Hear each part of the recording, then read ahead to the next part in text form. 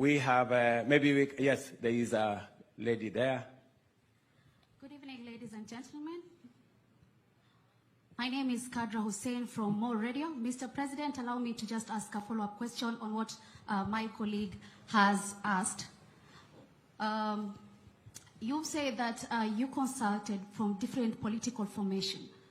From what we have as a people, the people who are on the streets did not have T-shirts printed with political parties, identification. Neither did they carry banners that had colors of representation of a political party. So in your broad-based government, as you have said, you've consulted and you've also had people from ODM working with you. Where is the interest of the people being featured in your broad-based government, as they are the ones who prompted us to have this change that we are having right now? Now, to my question, I want us to just take time back, from the inception of the Kenya Kwanza government. When you took the oath of office, you promised to protect the Constitution of Kenya and ensure that the justice system functions well. You protect the rule of law. When you were making your statement on Wednesday, if I'm not wrong, you told us about amendments of some few clauses of the Constitution, including Public Finance Management Act. You also talked about witness, something to do with that. That is an act of, in the Constitution of Kenya. But the populace has this question. Why would we talk about amendments? Why? Those very clauses that we have in the Constitution are not being respected. Like, I'll give you an example. Extrajudicial killings that we have seen, not unless, we can be given files of crime for the people who died. And then also, on that, we had arbitrary arrests. We also have forced disappearances, not unless also the government can explain to the people where these people are, or maybe if you have the information on that.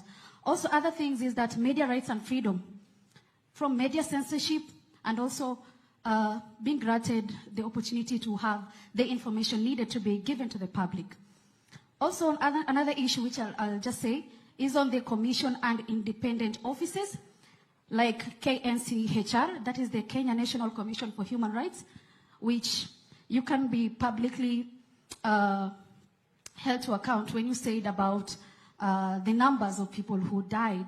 And also we have IPOA, where they've been talking about frustrations in getting information that is necessary to prosecute some of the officers who had gone rogue during the protest. That is just an example I'm giving you about the Constitution.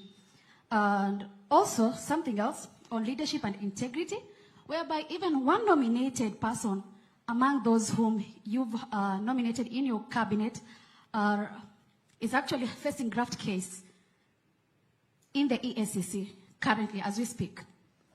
And you talked about Singapore on development. Just a reminder, Mr. President, that in Singapore, they have extreme, serious penalties when it comes to matters corruption. Same as Indonesia. That just shows you how grave economic crimes are, especially matters corruption. So I want to ask you, Mr. President, you've told the Kenyans to give you timeline, actually to give you time to work on these issues, to set things right. If we are to hold you responsible today, Mr. President, what is the way forward from now on, seeing that there is the respect of the rule of law, the very Constitution that you sought to protect, and also in the event that these timelines expire, the ones you've given us, 6 months, 9 months, 3 months, 30 days, if they expire and we see no change, would you wait for the youth to start pushing for you to, out of government? And also, would you heed to the pressure that right now we are actually seeing 14 Kenyans have moved to the courts actually asking for the ouster of you, Mr. President? What do you have to say about that? Thank you very much. The 14 Kenyans who have gone to court are exercising their democratic right. That is how free this country is.